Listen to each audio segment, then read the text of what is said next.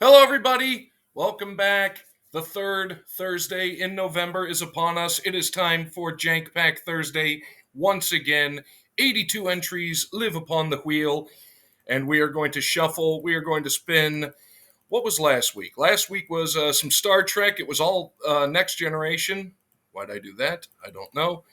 But let's see what we got coming up this week. So let us spin. And today, for all you TV folk, today, November the 21st in the year 1980, 350 million or so people tuned in to watch Dallas to find out just who indeed shot JR.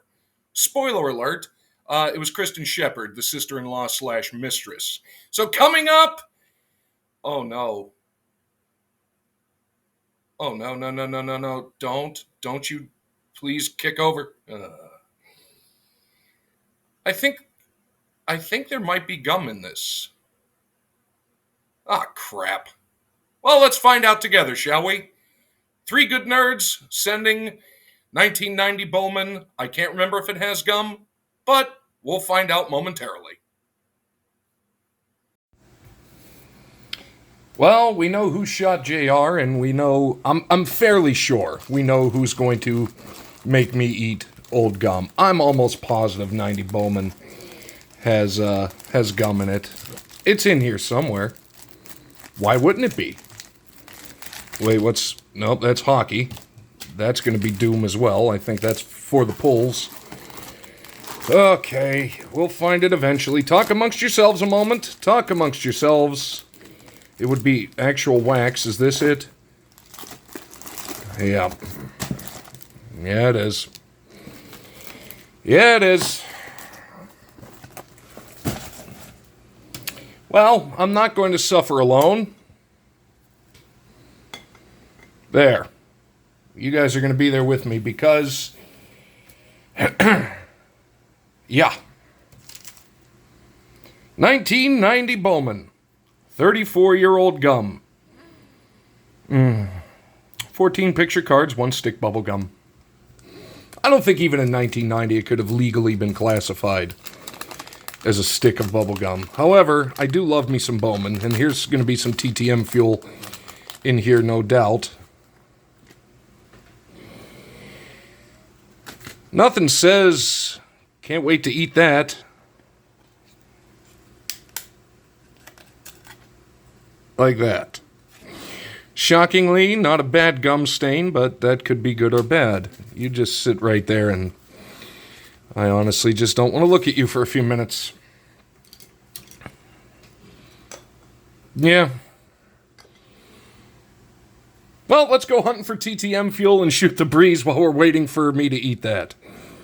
There we go. Hey, there you go. Shout out 3 good nerds right there. Harold Baines on the Rangers, and I do love me some Bowman. What a great set. Brian Downing for the California Angels back in the day when they were actually called that. There we go. Jose Canseco on the A's, and other than whoever the last card was this guy, Steve Carter. These are in really good shape. That had the gum on it. Expos, let's go. We got Brett Gideon. Always good to see the Expos. Charlie Liebrant. Shout out to the Braves boys. Adam, Zach, and Josh. Chris James. There's a mustache right there. There's a little bit of a stash. On the Indians. 1, 2, 3, 4, 5, 6, 7, 8, 9. Wow, there's a lot of cards in here. Oh, I love these. Which one is... Yeah, I thought so. I was like, why am I blanking? They just didn't put his name. We got Doc Gooden on... What are these, the sweepstakes cards? I like these. Those are nice. That might be a TTM right there. Got Wayne Edwards for the White Sox. That has... No, that was the back one.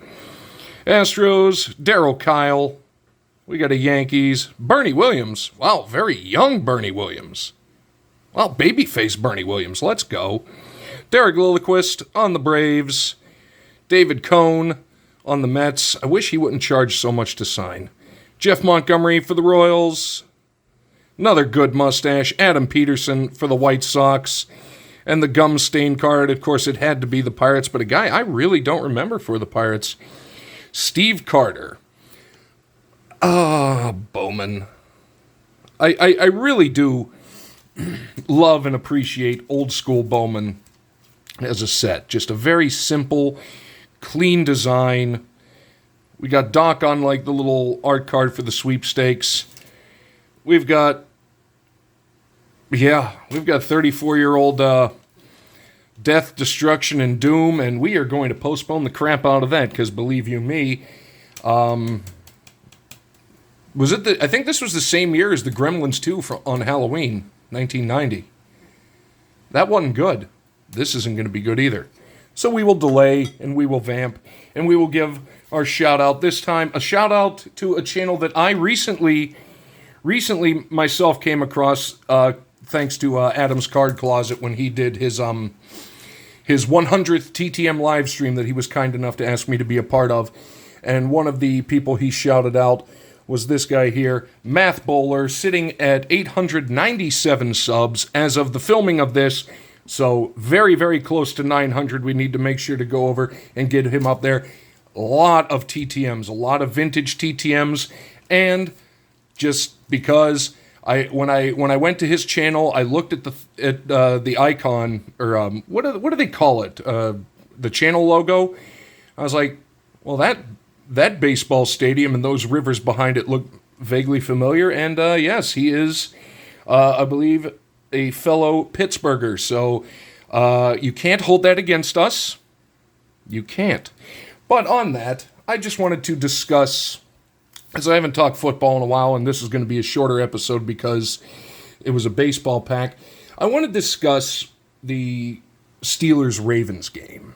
And you know what? Here, I'll turn it around so I can vamp a little, so you'll get to see me twice this episode. Yay.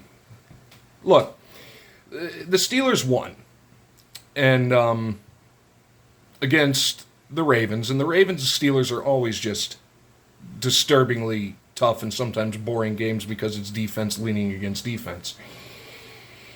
However, there are some things that I felt were noteworthy looking at the coaching staff. You realize at the end of the first half of that football game, Baltimore had turned the ball over twice, 2 fumbles, one of which came from Derrick Henry, a guy who rarely puts the ball on the ground, and the other came at 38 seconds remaining in the half.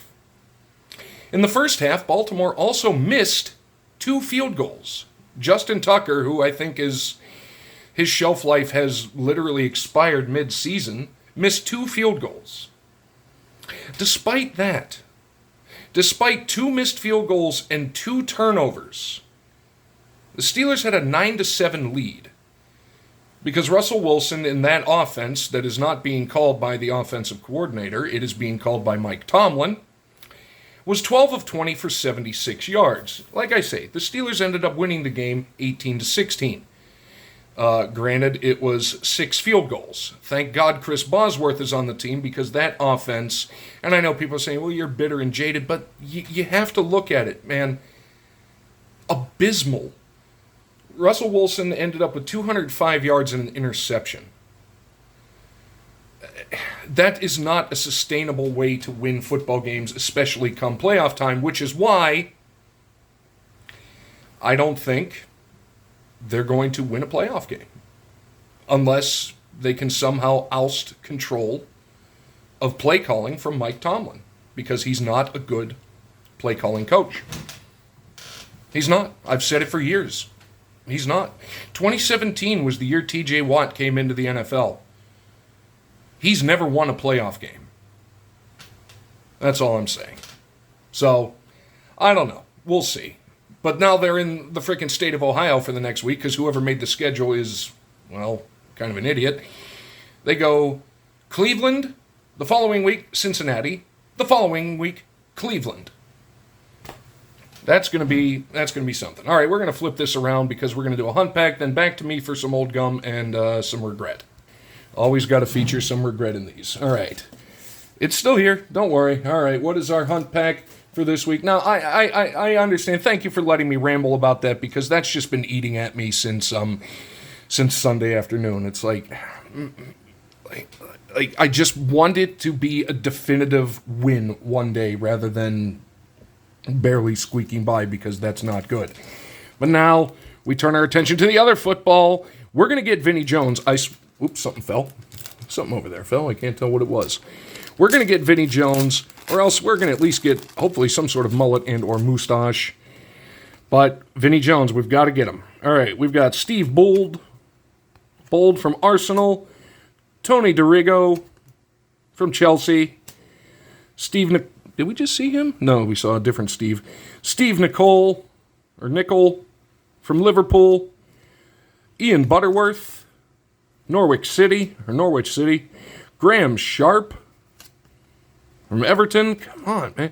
Whoa. Dean Emerson, we've got us a ginger stash. Yeah, we do. Coventry City. Mustache gets the stand. Howard Gale from the Blackburn Rovers. Steve Cherry from Notts County. And skunked once again, but Teddy Sheringham, from Millwall. So yes, unfortunately, skunked again by the Vinnie Jones thing. But come on, man! Shout out to Mac Wax Stacks and Maiden. We got us one heck of a ginger stash right there. So that's gonna do it. Well, wait, no, it's not. I lied. Sorry, I'm back. It's back with me. Yes, it's backwards. I'm not reversing it. Let us just examine the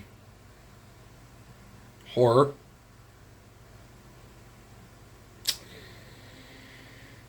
Couple of little marks. Oh, that's cardboard. See, right here. You can't see it because of the focus, but that schmutz right there, that is cardboard. So, 34-year-old gum. Oh, man. And while I'm doing this, Ooh, there's something different about this one. No, there's something different about that one. Nope.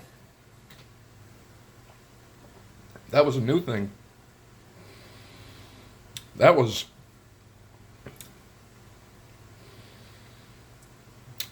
the inside of a Foot Locker right there, folks.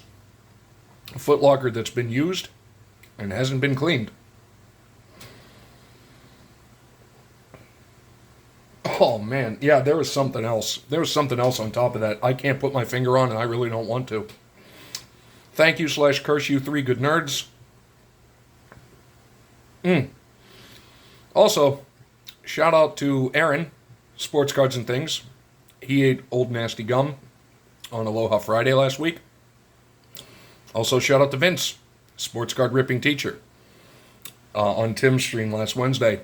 I had to mute it for a little while to do some stuff around the house, but he ate old gum in my honor.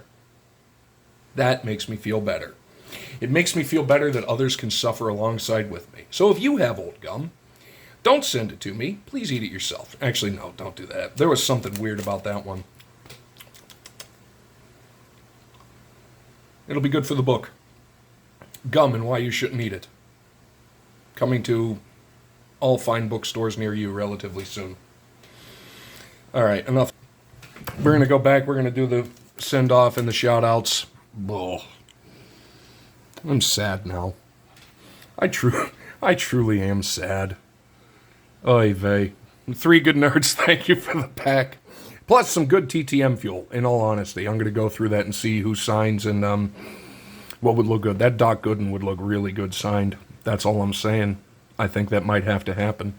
Shout out to our Milestone Shoutout and Pittsburgh friendo, Math Bowler at 897.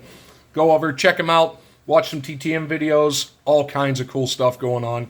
Plus, he just did a good one on some Steve Blass baseballs. And for people outside of Pittsburgh, Steve Blass is just good quality human being. Funny, still in the Pittsburgh area, was a broadcaster for the Pirates up until, I think, a couple years ago. But Math Bowler, shout out, 897. Let's get him to 900 and beyond. And everybody else I shouted out, I did make a note of it in my head. I will be putting links to the description. Links down in the description below. Oh my God, I can't even talk. But that's going to do it for Jank Pack Thursday. 34-year-old gum with an extra hint of awful. We'll do that to you. So thank you so much for joining me. Thank you to everybody in the chat that stopped by. Anybody watching on the rewind, I truly appreciate you. And yeah, that was a thing that happened. So next week, Janksgiving. I don't know what I'm going to do for it yet, but it'll more than likely be something. Maybe a 2-pack episode, but we will see. So until then, thank you so much. We will see you later.